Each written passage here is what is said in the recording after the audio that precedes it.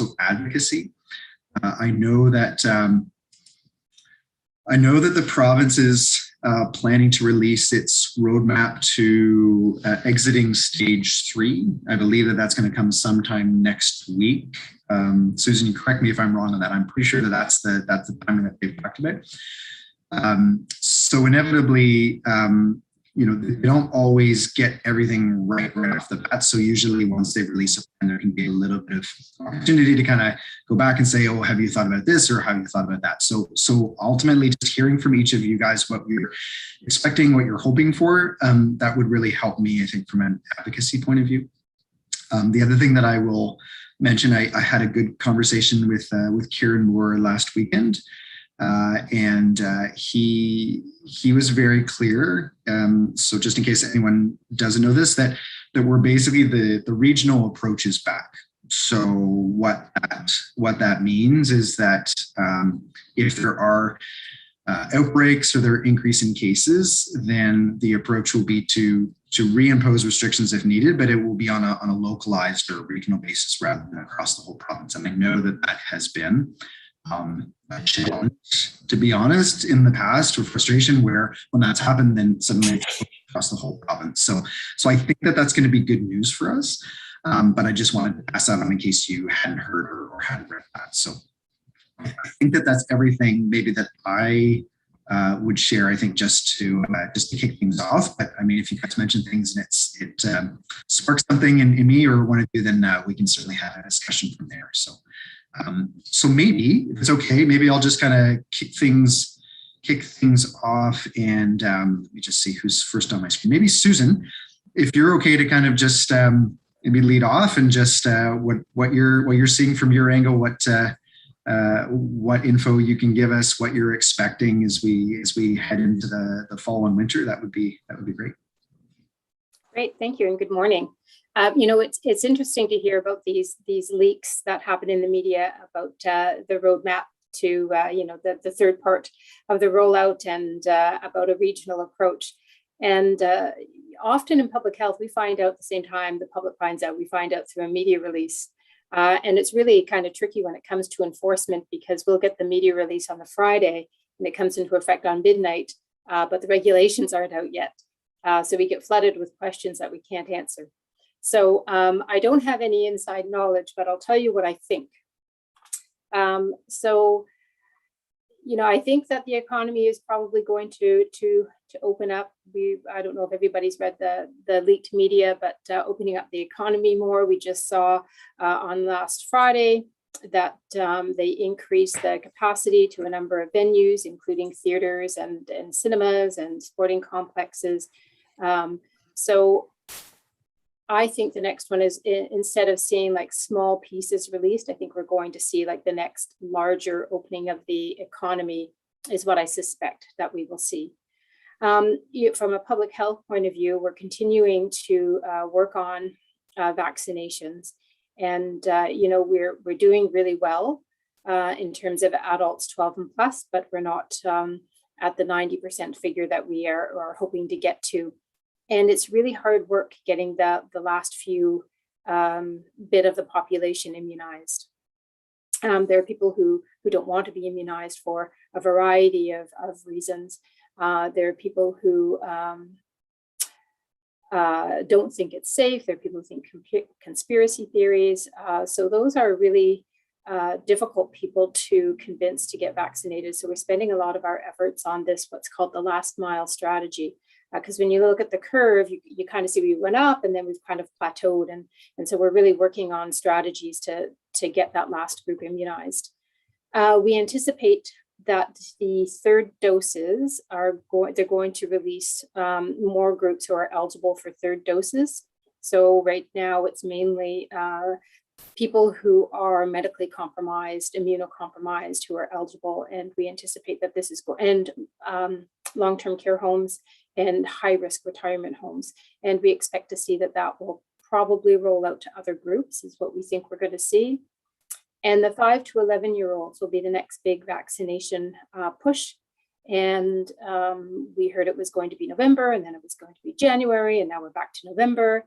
And we'll probably find out the same time that you do. And then we will set up some vaccine clinics. So that's really exciting that we're going to have children vaccinated, and I think everybody is concerned about schools and children in school. So that's a good news story. And there's one more thing I was going to say, but now I forget. If I think about it, I'll put my hand up. But I think from public health, we're looking forward to getting as many people as we can vaccinated, so that when we do open up the economy, everybody is safe. And so again, this has been a community effort. It hasn't just been public health. It's been our hospitals, it's been our pharmacies, it's been our primary care partners in terms of vaccinating, but also it's been partners like the city who have given us space to allow us to do it, but also all of our partners everywhere who have done their part to get vaccinated and encourage their circles to get vaccinated as well. So we couldn't do it without you, and so thank you. Thanks, Susan. I appreciate that update. I have one question for you, because I had asked this question, is what percentage of the population need to be vaccinated to get that, I guess you would call it herd immunity, or get to the point where you're basically insulated from like large COVID outbreaks? Does public health have an estimate? Like with the Delta variant, I know that changed, that the percentage that needed to be vaccinated went way up. Is it 90? Is it 95? Is there any sort of magic number that you guys have that you're looking at? So most people are using 90% people vaccinated to get herd immunity. The thing to keep in mind is that's 90% of the entire population. So when we release the figures, because we're nearly there with, 12 plus, I think we're at 88 or 89, it goes up incrementally every day. But that's only 12 plus, right? So when you put, the entire population, including children in it, we're much further away from that target. So we're hoping that once children become immunized, that we'll be able to get closer to that target and have true herd immunity. For adults, we're nearly there, or 12 over. But obviously for children, we're nowhere close because hardly any of them are vaccinated at the moment. So there's still lots of work to do to get to that herd immunity. Thanks, Susan. Any other questions from the group for Susan at this point? Okay, thank you. So maybe we'll go next to Trish. Trish, how are things going in the culture sector, and what are you hoping for? What are the biggest opportunities and challenges you're seeing at your end right now? Sure. As you know, the arts were amongst the hardest hit by COVID, with artist work being wiped out. And so I guess our last challenge is that the provincial government had announced a 50% for arts venues. And so we got down, and sports had already got that, even though it's an equal experience for audiences to go or to a sports event, or spectators to go to a sports event as audiences coming to a performance. And so when we were working with the Kingston Health team, and who have done an absolutely amazing job, there's just no doubt that KFLA Public Health has done a great job. It wasn't a health concern. It was the way, because these regulations are being drafted very quickly. We got the interpretation from the Ministry of Tourism, Culture and Sport that it was 50% capacity, or in terms of the 2 meter apart rule, that they said it's 2 meters apart unless otherwise specified, and it was specified 50%. So KFLA Public Health interpreted it as the wording has to be exactly like sports for the exception. So even though the intent was clear for 50%, we got into an intergovernmental difference in interpretation, which meant, and at one point I was told, oh, you can do up to 50% as long as they're 2 meters apart.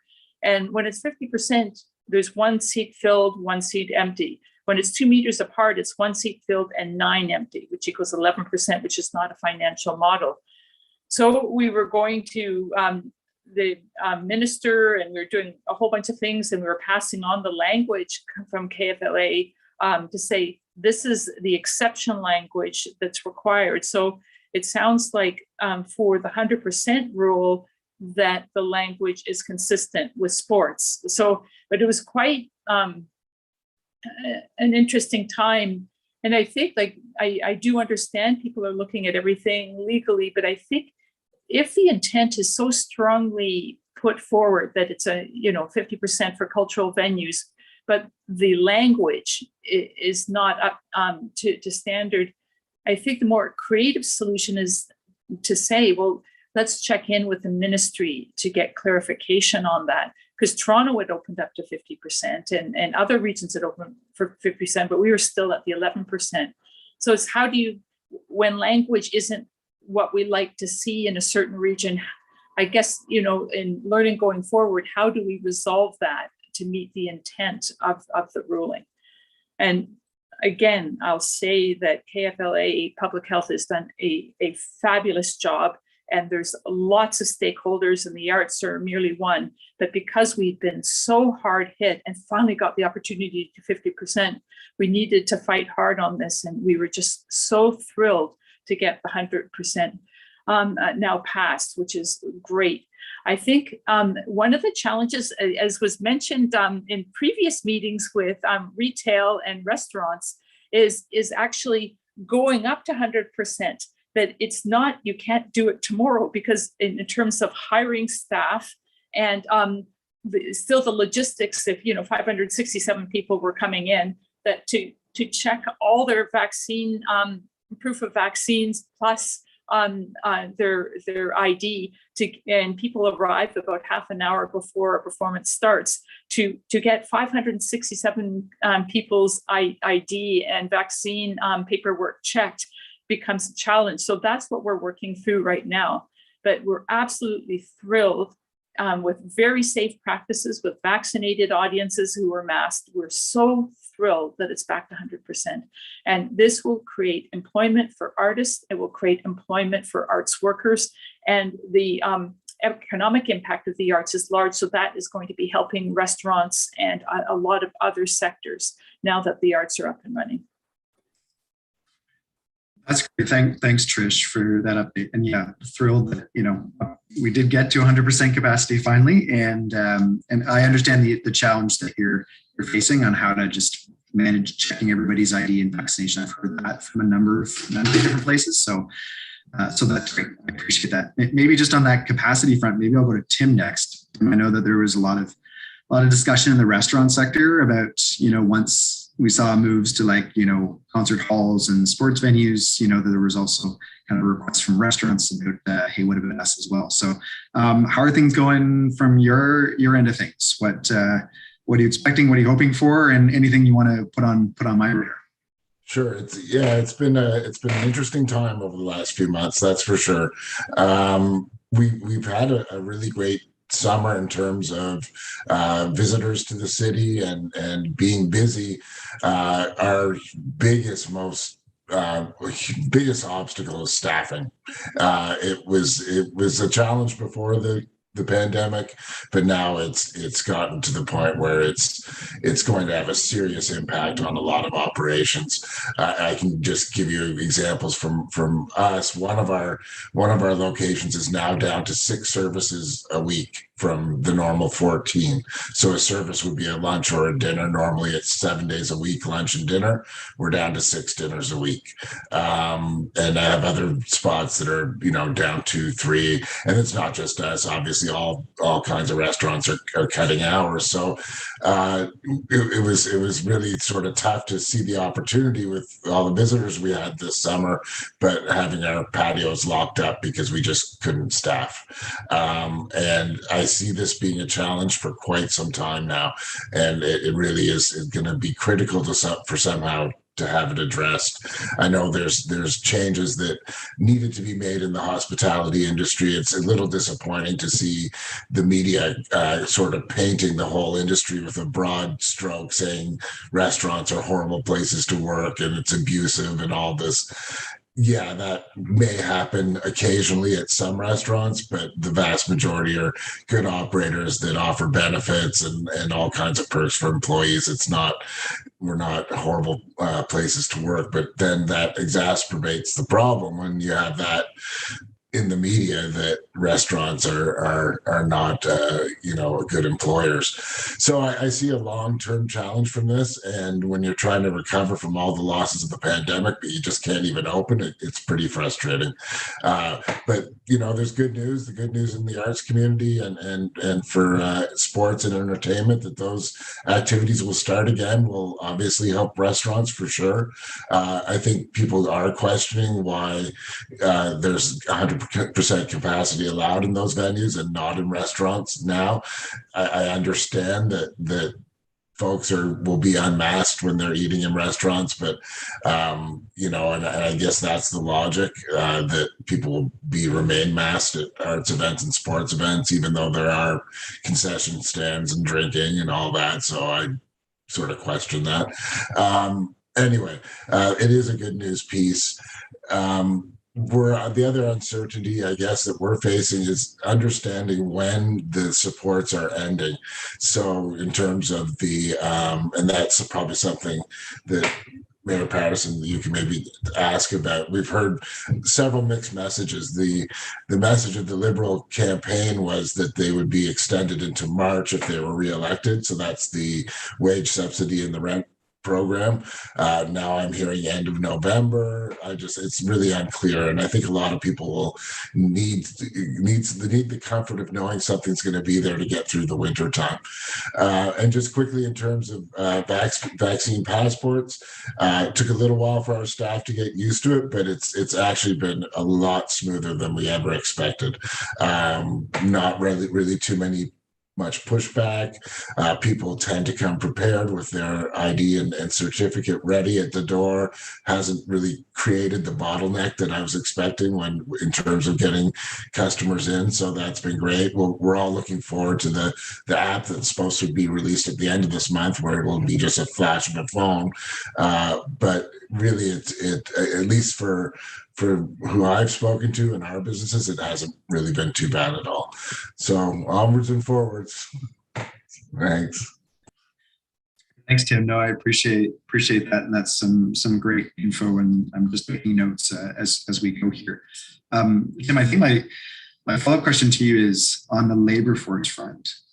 Do you have any sense on what sort of strategies will work best for you and for the restaurant industry? Like, is it a matter of targeting people that were in the restaurant sector and kind of attracting them back, or is it better to focus on, for example, St. Lawrence College programs and getting new people that are coming out of college into the restaurant sector? Do you have any intel at this point about what's the best? Is there one or two target ways for staffing that you think might be more effective than others?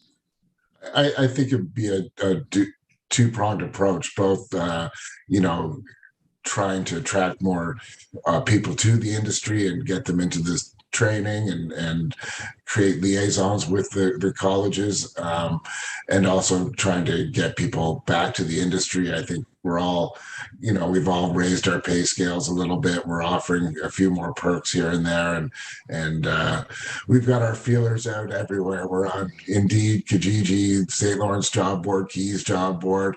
We're just not getting anything, and we're not alone.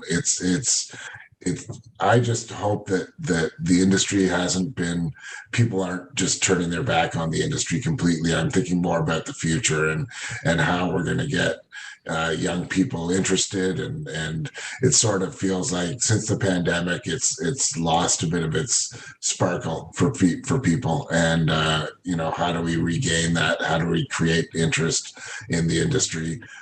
It's so critical and vital to sort of the health of any downtown or any economy, is to have restaurants, where people can meet and gather and do the things they like to do. But it's really scary right now. Thanks, Tim. No, I appreciate that. That's really good intel. So we'll put our minds to that one. As you say, certainly think about that downtown, and Mary Jo was on the call, that restaurant sector is a big part of that for sure. So thank you. Dan, you're next on my screen. How how have things been in construction? How are things looking? How are you feeling? Opportunities, challenges, issues, anything that you want to put on my radar? First point, I think the industry continues to be very fortunate to be able to work. That's been great. I think the industry, by and large, has been respectful of the advice from public health about trying to have hand washing stations and follow those basic rules. So that part of it has been fine. There's been a bit of an increase in concern about how mandatory vaccination is going to affect the workforce.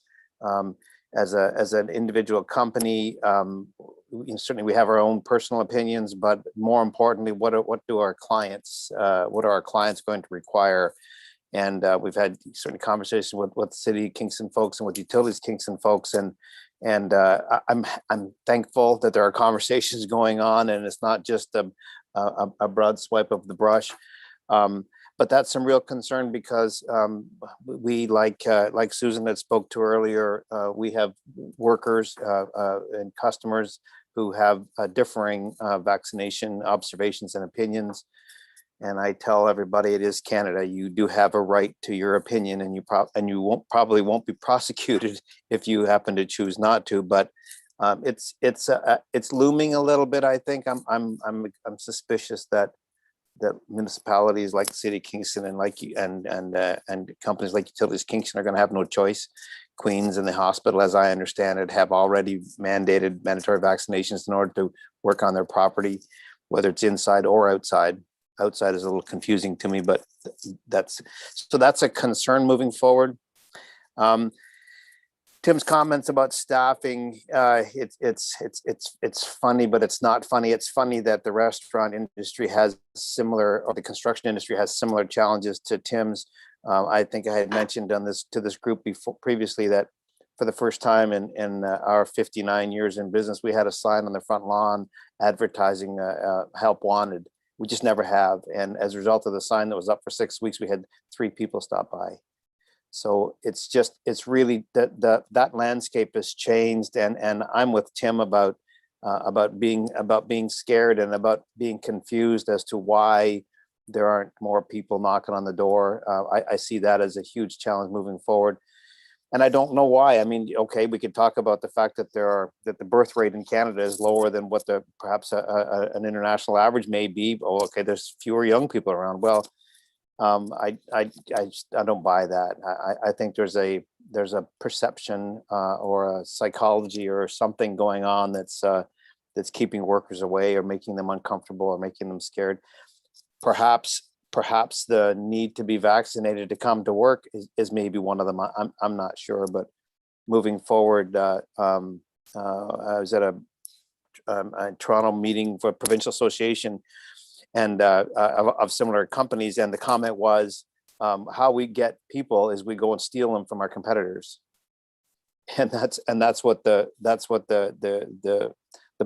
modus operandi is today, and it doesn't bode well for, there's just not enough people to go around. So I see that as being the biggest challenge.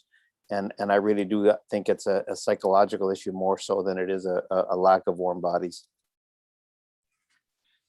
That's really interesting, Dan. Thank you for it. It's funny you say that, because I know before the pandemic, when we saw local labor shortages, and at that point it was just in a couple of industries, that's exactly what was happening. Is basically they were just employers just bidding against each other, and workers were just moving from one place to another place, and everybody had the same problem. And so we actually talked about bring all the employers together and say, how do we actually increase the overall pool of available workers in this sector? And at that point, that was just for 1 or 2 sectors, and now it seems like it's every sector. I'm hearing this from everybody. So I agree. I think that we're still trying to understand exactly what all the roots are, and it's probably a combination of things. But that's interesting. Thanks, Dan. Really appreciate that.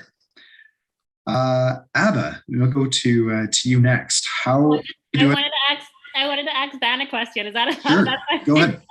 Perfect. Go for it. Sorry, and then I'll go. Dan, I was just curious as to whether that is percolating through all levels of construction. regardless of where you're in? Or is it in a specific area? Is it more like just the labor force, or is it all through management? Like, is it everywhere? Abba, without doing a further investigation, I would say that it's everywhere. I know us personally, we're struggling for all levels, right from the general new worker, totally unskilled, new to the industry, through the skilled thing to our operators, to our senior supervisory staff. I mean, it's across the board for us. And in my conversations with our competitors, it's a similar kind of an issue. Interesting. Okay, thank you. I can go now if you'd like as well. Yeah, Abba, no, that's perfect. My hand was really for that. Yeah, so hi everyone. I think, I mean, the sentiment is the same, I think that, we have been fortunate. People have been coming out to these spots because they want to get something. I think people have reached a stage where, they want to get out and they want to do something and they want to, feel a little bit normal and whatever that may be. My concern is a couple of things. I think there's a sense of false inflation right now because we've been doing so well, and it's the summer, same as restaurants. There were lots of people wanted to get out. But my concern, again, like what Tim said, is what happens like October through to June next year, especially over the winter, where I know for us and for the restaurants, it usually is a slower period to begin with. And so I'm just concerned that we don't know what's happening and how that's going to affect us in terms of supporting employees because of, business and what the tone of people are going to be like. And so I think, just again, having some clarity as to what those supports will be. Is it that they are ending in November? Is it that they're continuing through, just so that we could then forecast so that we know how to, move forward with staffing or changing anything or positions? I mean, because aside of things, the cost of everything has gone up. Shipping has tripled, our cost of goods have doubled in some cases. And so our costs are really high. And so we have to, balance that somehow. And so I think just kind of looking at that overall picture. And with respect to employees, like I think we have been fairly fortunate, but I think some of the challenges, and maybe this is what it is, there seems to be a lot of angst with people. I think, over the last couple of months, people have either become really introspective or they've developed a lot of anxiety about certain things. And so first I found we had to put a lot more of supports with our staff. Like we had to do like employee, like EAP programs, which, with the help of United Way, we were able to do stuff for small businesses, but our staff have been really using it because I find that they just need somebody to talk to a lot more, and they need a lot more whole handing to get back up on, the wagon. And so that seems to be the thing. There just is a lot more that's needed to put into your staff so that they can feel empowered to do what they're doing. And it's not necessarily that they don't want to do it. It's just that they have to try to find those coping mechanisms even more so. Because as we said, the cost of everything is going up. So they're getting a salary, they're not sure about their job because, of the whole situation. Food is going up, it's just a compounded whole experience. And so I think people are just kind of stuck or not really sure where to proceed. And so they're just in a limbo kind of a phase, and I'm not saying that's the reason for all the unemployment or people not taking it up, but I just think people are kind of stagnant right now and need some sort of impetus. And I don't know what that will be to kind of shift them back into a mindset of like, okay, I can do this. I'm going to be supported. There are things that I can reach out to. And we've had to do a lot more accommodations in our schedule. People not necessarily wanting to work 5 days a week and just so that they can personally cope. And so how do you balance those things? And the other concern I have is like for us, we have a lot of young employees. We have a range, but we have several young employees. And the challenge for us we can see is with daycare, the inconsistencies in terms of what one school or one daycare we say. So for example, I have a staff member, her daughter was, had a runny nose, which is not supposed to be one of the things that she should be able to go in. But then the daycare said she couldn't. So then she was like, okay, now I have to stay home. Then she got an antigen test and they were like, we're not accepting the antigen test. And then she was like, okay, I don't know what to do. So now I'm off 5 days. So how do I as an employee support that worker? Because now they've lost 5 days of work, right? And we don't know when it will be. So how do we support the worker and the employer so that they know that the employee is taken care of, so they want to come to work? Because they do want to come to work, but if they can't get the salary because they can't show up because their kid is sick, and then the other kid gets sick the next week, so then they're off 2 weeks, what happens then? Do we keep putting people on EI? You know what I mean? So like, how are we supporting that group of people? And I think that's a large group of people too, because many people have young families, and with all the uncertainties and now having to stay home, somebody has to stay home, right? And so how do we account for that lost income? How do we account for that lost workforce? How do we support those families in that interim period where their kid isn't really sick, but they're not really allowed to go to school? And I think if we could figure that out, then that's a big piece of the puzzle. I think that's it for me. No, that's great feedback, Ava. No, absolutely. Great points on that stability piece of childcare, and then schooling for sure. And I think you also, your points very much are aligned with Dan about this psychological piece and worker supports and what does all that look like. It's just a different environment now where I think employers are just trying to adapt and understand. And so, if there's ways that we can help to facilitate that understanding and so we can put those support services in place and, like you say, make people comfortable getting back to the workforce, I think that'll be a key piece as well. So that's great. Is there anything else specifically on the personal services sector, Abba? Is there anything from like a regulatory point of view, anything, with the province's plan of opening up, anything that would affect you one way or the other that you're watching? No, I don't think so. I think like as it is right now, we're allowed to, like, people are masked in services. We all still pretty much do screening. You're allowed to take your mask off in a service where you may need to do that, and then you put it back in. I think everyone has the protocols in place. I mean, as a spa or personal service, you already have guidelines which are pretty stringent that you have to follow for regulatory purposes.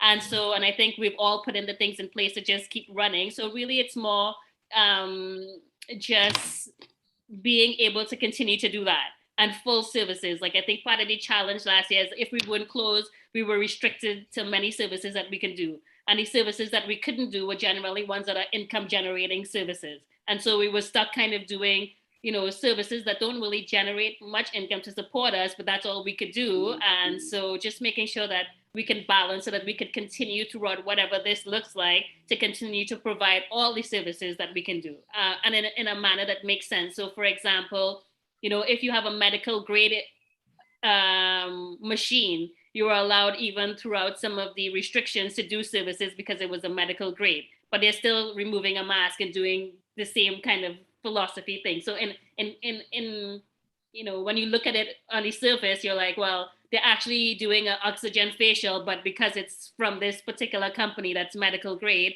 they can do it, whereas somebody else who's just doing a regular facial cannot. So how do we make sure there's those discrepancies? If everybody's allowed to do something where we remove a mask, if we can do Botox, we can do a lip wax, So I think just making sure that there's some consistency in terms of why, there may be different regulations or steps depending on what you are, because as a spa, you're not regulated in terms of a regulating body. So I think there's advocacy for people who might be RMTs, osteopaths, because there are larger organizations in which people can pool and have them lobby. Whereas as a spa, there is no such organization that's equal. And so that kind of lobbying power is not there.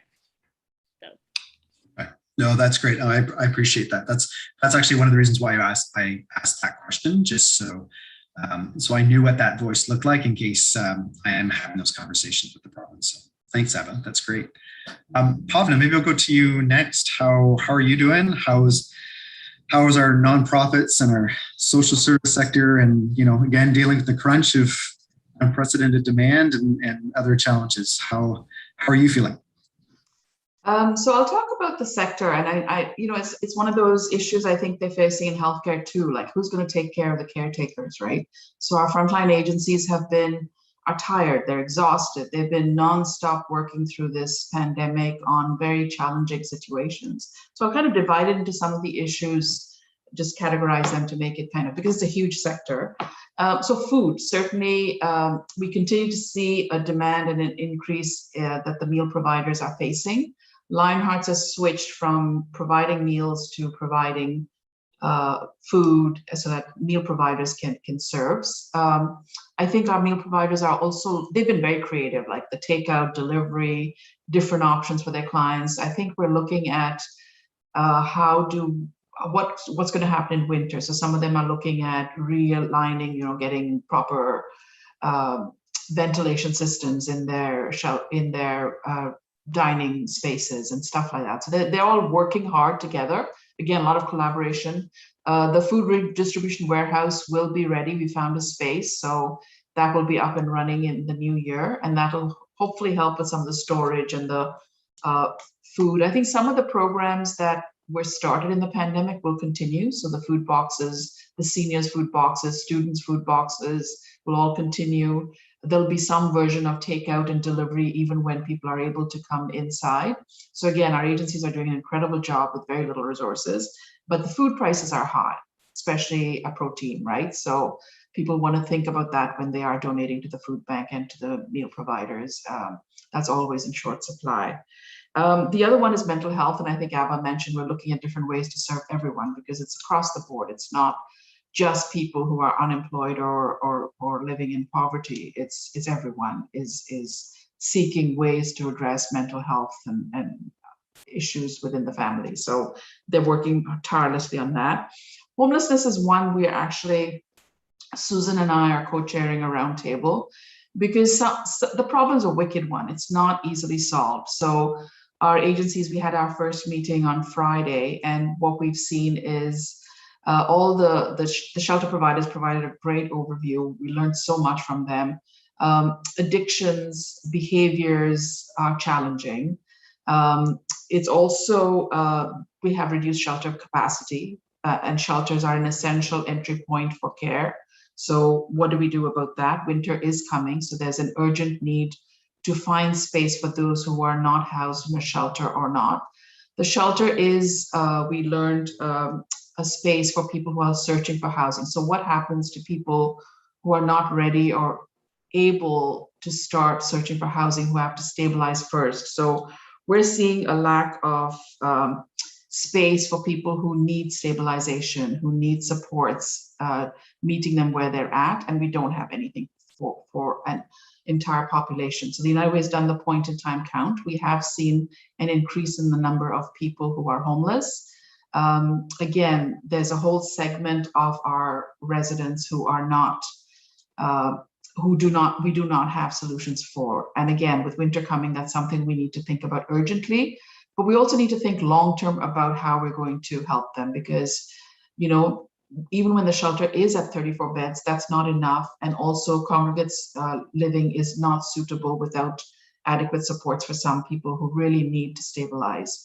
The Integrated Care Hub gave us some frightening stats. For example, they had 400 interventions to help people who were, I don't know the exact term, but naloxone and recovery from drug overdoses, right? So the drug problem is an intense one in our community, and it's not just restricted to people who are homeless. We're seeing it everywhere.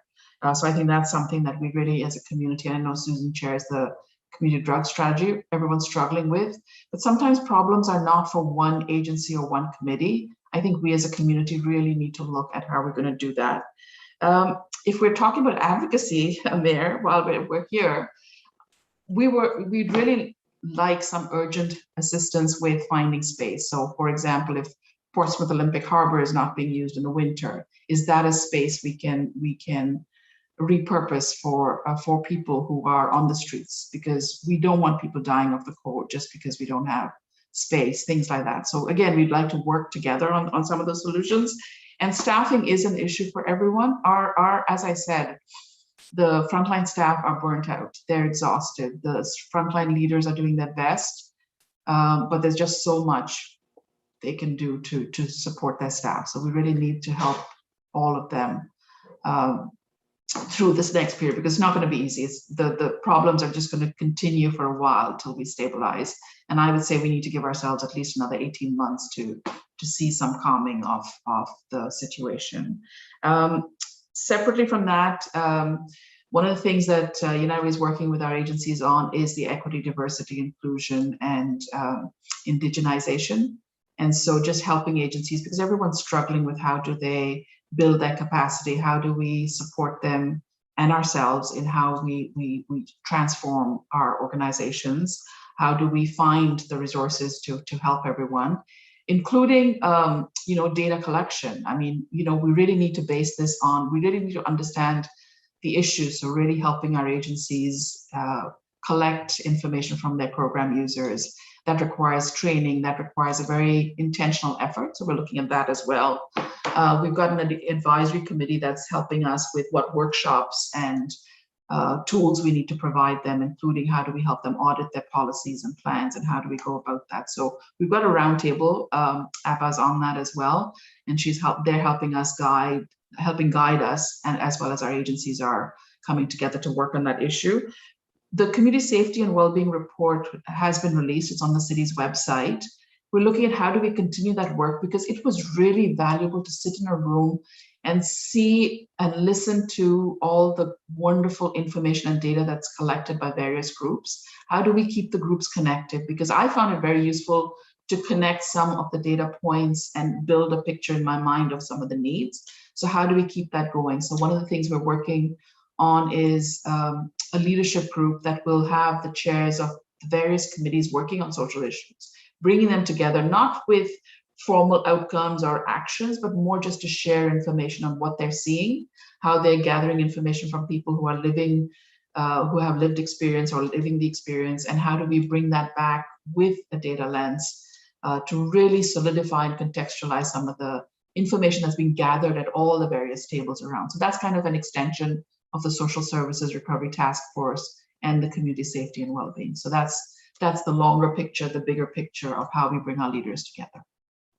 I think I covered everything. Thank you. That was very comprehensive, Pavna. Thank you. I appreciate that. And yeah, to your point on the shelter space piece, yeah, I get it, and we'll work on that for sure. I'll be sure. I was supposed to be at your last meeting of the that homelessness committee, so I'll make sure that I'm at the next one for sure, and we'll have those discussions.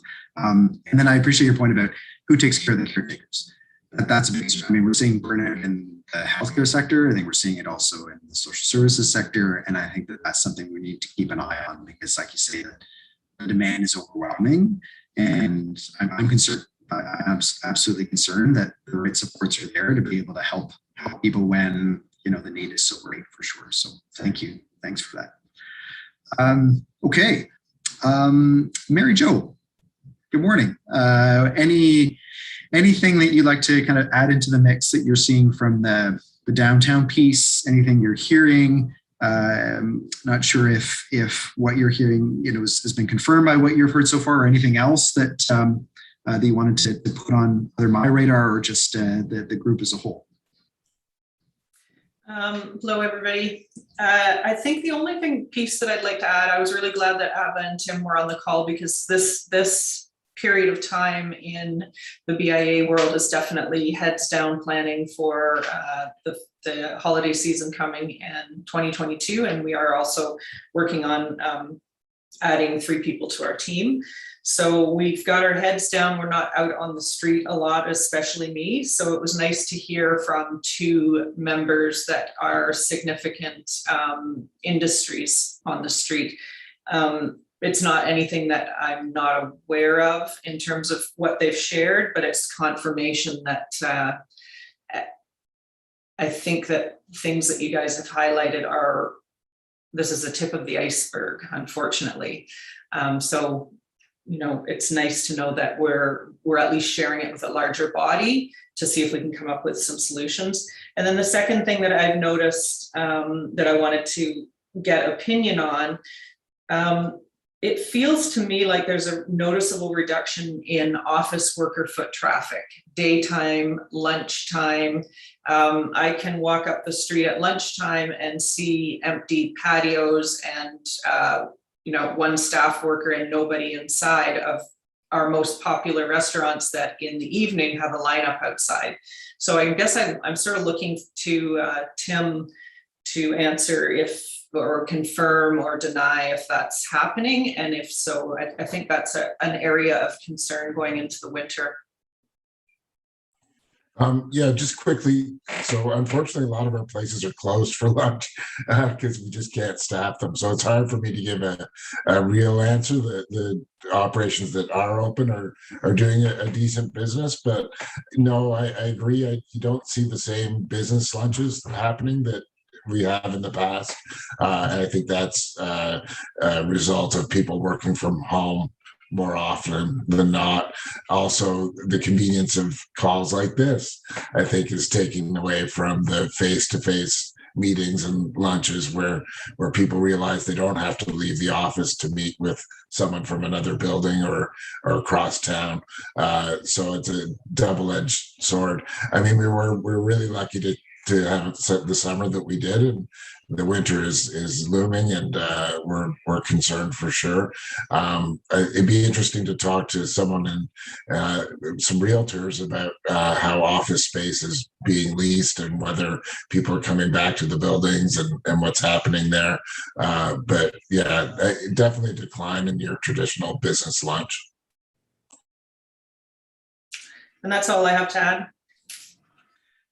Thank you. So thank you for that point, Arjo, and for that comment, Tim. I think certainly anecdotally from what I'm seeing is that office traffic is starting to come back. It's not nearly where it used to be. I think it's coming back, and I don't think it's going to come back 100%. I think that the hybrid model to some degree seems to be what's most popular, at least at this point. But I think, Tim, you made a good point that there's also a change in behavior. So even when people are back in the office, may not be going out for businesses lunches as often. So that's a really good point. So I'm not sure if that will change or yeah, that's really interesting to point that out for sure.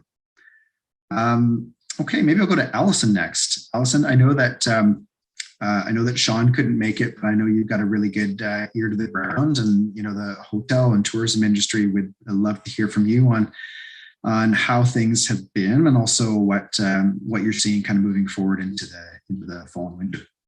Sure.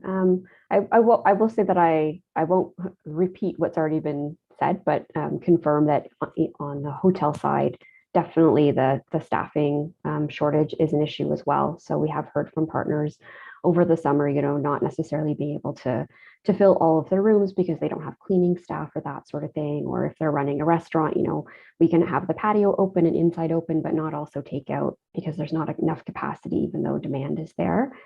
So I think that is sort of a sector-wide reality that is impacting operations for many of our partners. And then the other piece that Tim mentioned, just the uncertainty about the subsidies, right? So when will those end? So I won't sort of belabor that point, but we're hearing that from partners across the board. I can share in terms of the last few months that, as others have said, the summer was quite good for Kingston, which is excellent. I just jotted down a few occupancy stats. I'll just refer to my notes here. So, August occupancy was over 80% in the city, which is pretty incredible. So compared to 2020, we were at 53% in August. And it's, within 6 to 9% of 2019. So really happy with that.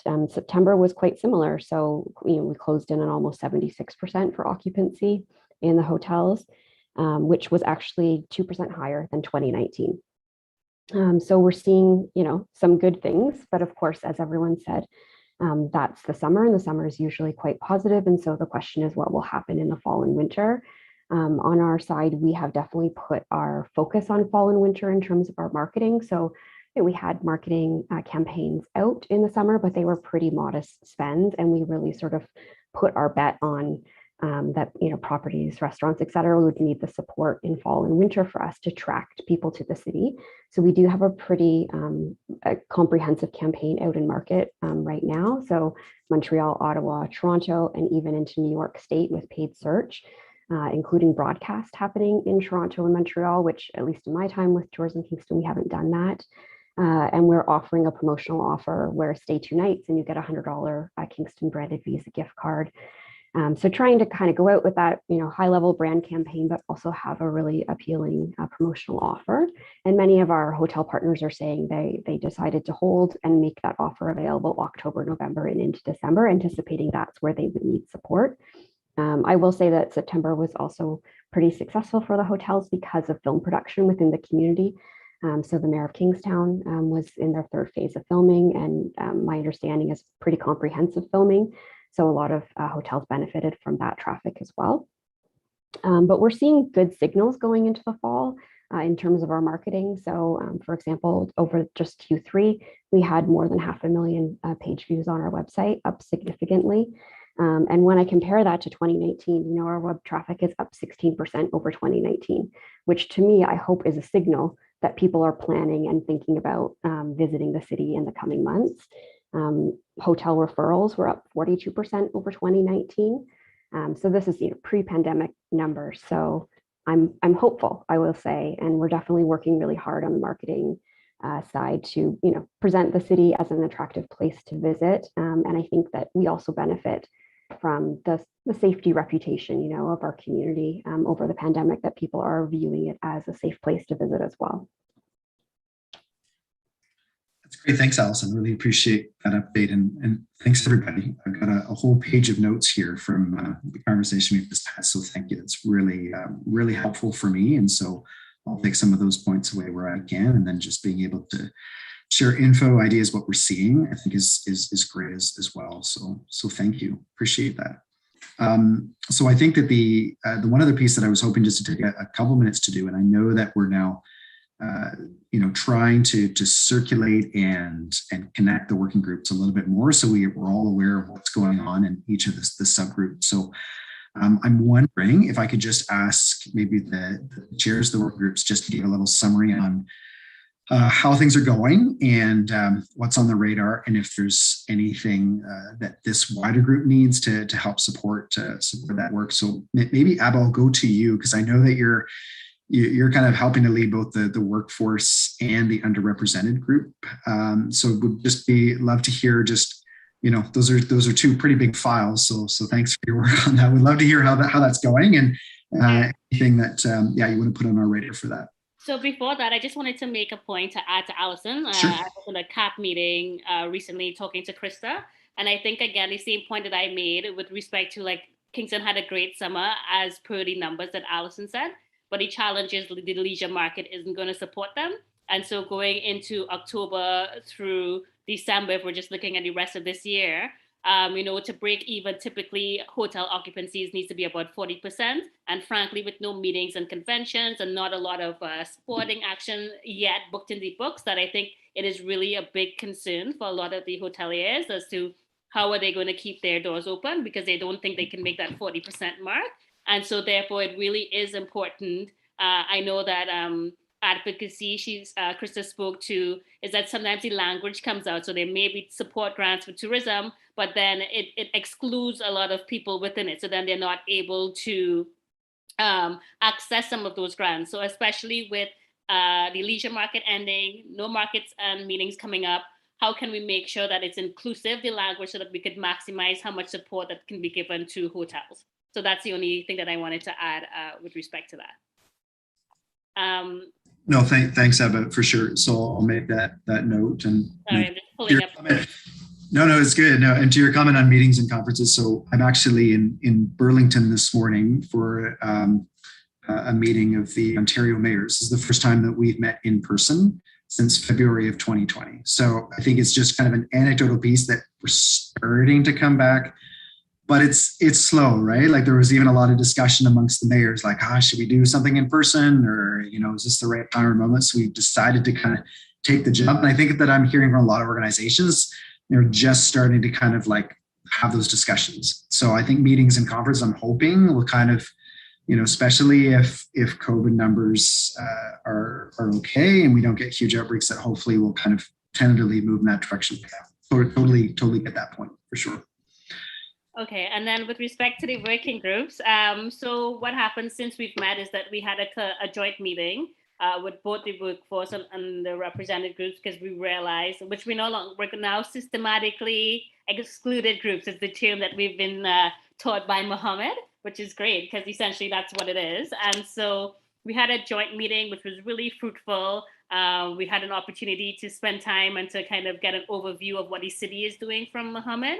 And we were able to kind of express what we as a group were trying to do, which is just really, again, continuing to build up on what we did before, where we can connect people from those socially excluded groups with partnerships, with resources, with workforce, and also allowing workers to understand that there may be this group that they can tap into.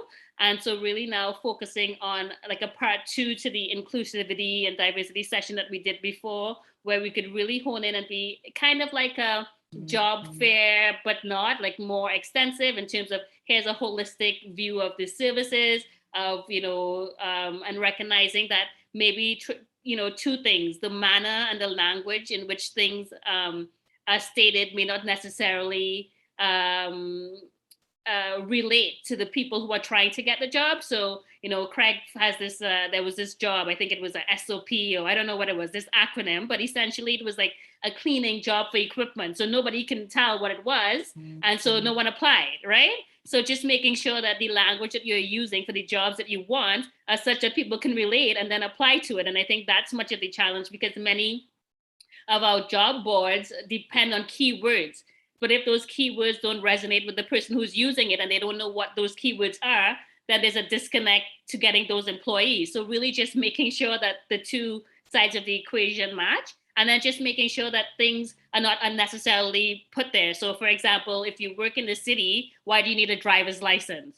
So why is that a requirement? So just making sure that if those requirements are not really valid, but it may be something that may lose you some candidates, because they might be like, well, I don't have a driver's permit, but I can take the bus and it doesn't require me having a car. Then now again, you've lost some people. So just really having that kind of conversation with employees and networks, so that there's a relatability to what it is that people are trying to apply for, because there's a huge disconnect between the two. So if they're reading two different languages, then that's half of the problem, right? So if we can fix that.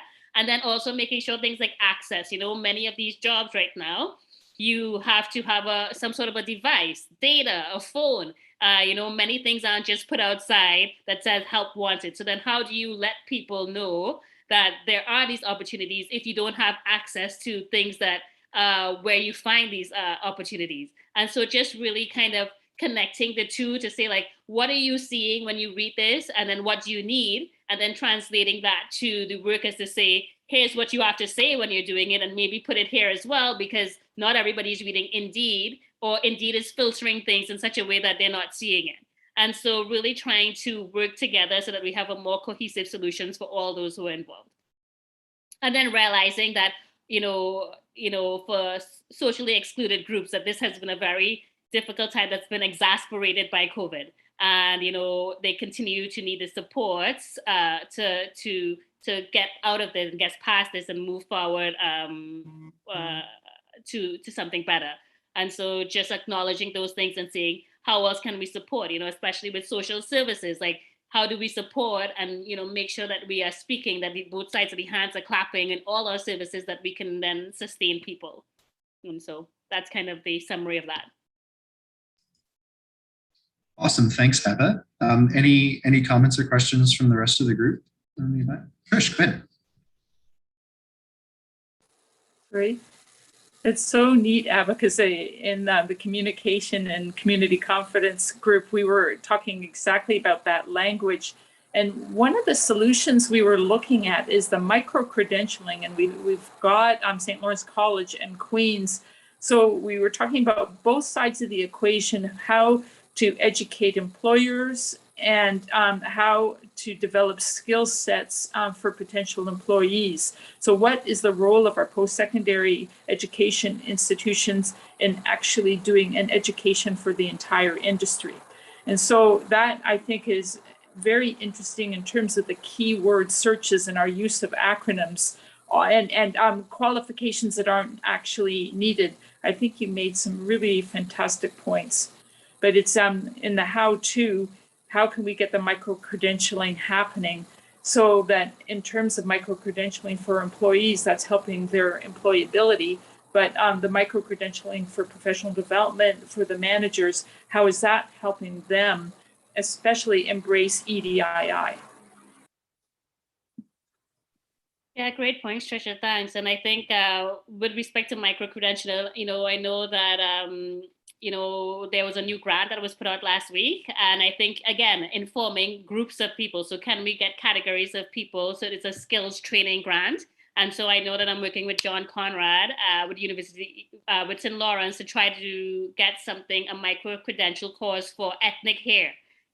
Because it's an issue, especially in Kingston and other places around in general.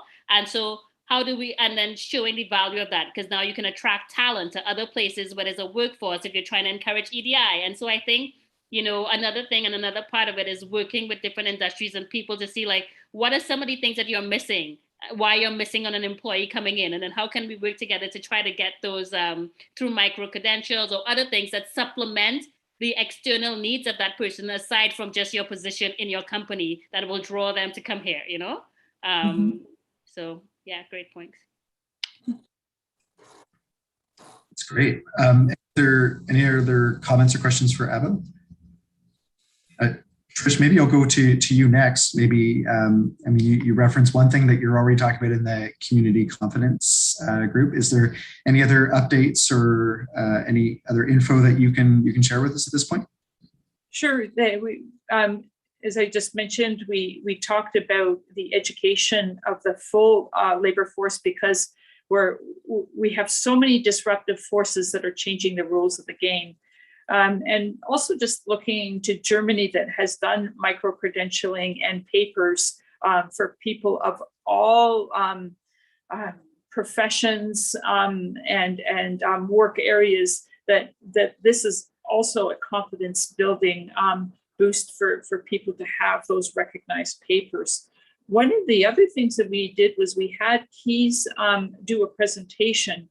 So in terms of our ability to get job possibilities out to the greater community rather than to just the traditional channels, that was really helpful. And again, Craig brought up that the whole concept of the language that we use and the key words that we use, and how do we start adapting that so that it actually can be readable by everybody going through rather than an insider kind of language.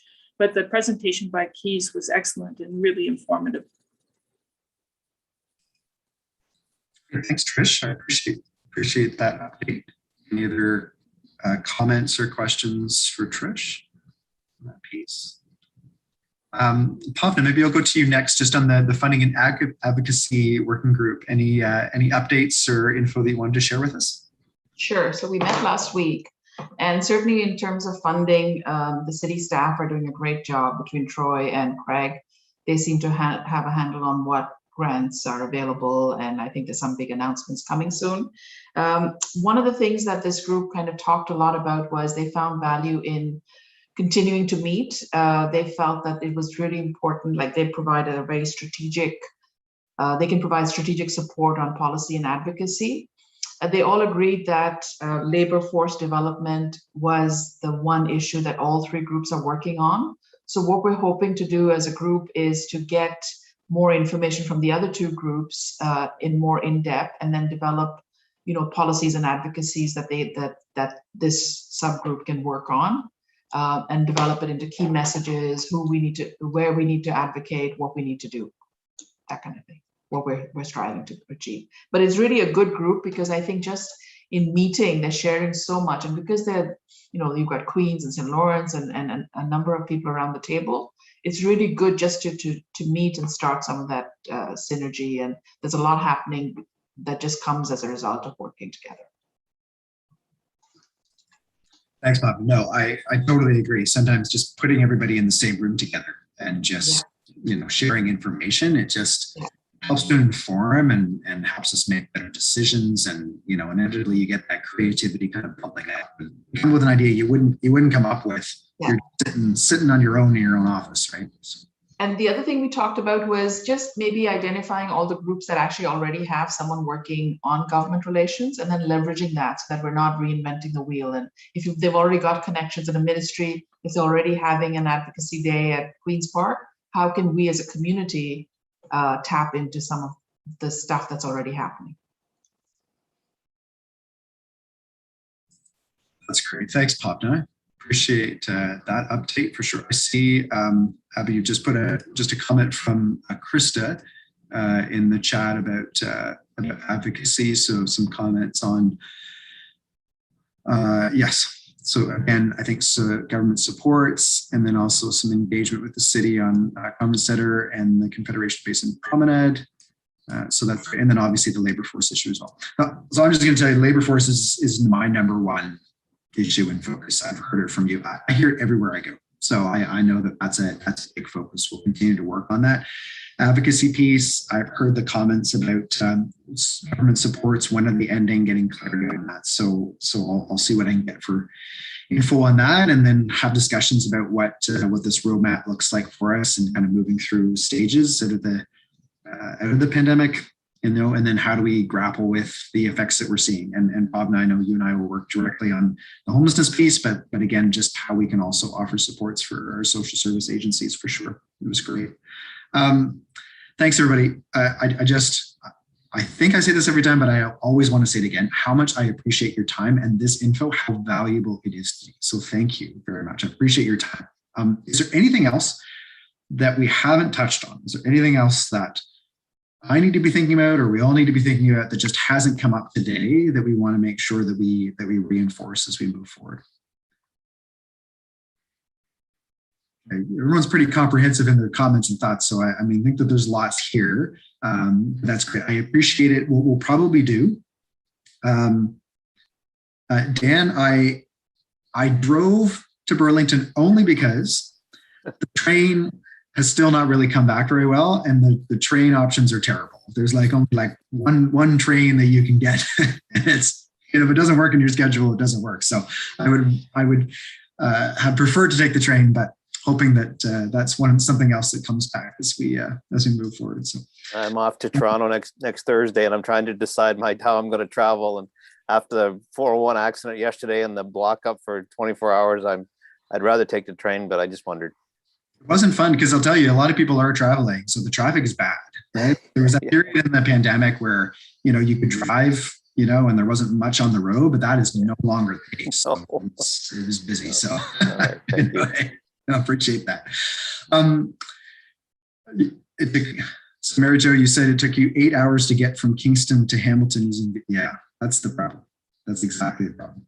So it might take you 5 hours by car, which is awful, but it's 8 hours by train. So I think that that's a key issue. And Abba, I appreciate that piece on kindness and respect. That is the other that's a big issue. I expect that it's going to be a big topic of conversation amongst the mayors today. Is just the friction and the tension that we're seeing in our communities right now over that piece. So I think that comment on kindness and respect is absolutely right on. So I'll keep you updated whatever else I learned from my colleagues today. So thanks everybody. Really appreciate it. I always like to end early and then give you a little bit of extra time in your mornings. We'll plan to meet again probably second week of December. So right before Christmas. I think that'll be a key point for us to understand how things have gone and forecasting into the new year. But again, as always, any one of you, my door is always open. So if we need to connect or chat about anything, don't hesitate to reach out. Otherwise, hope you guys have an amazing day. We'll talk to you again soon.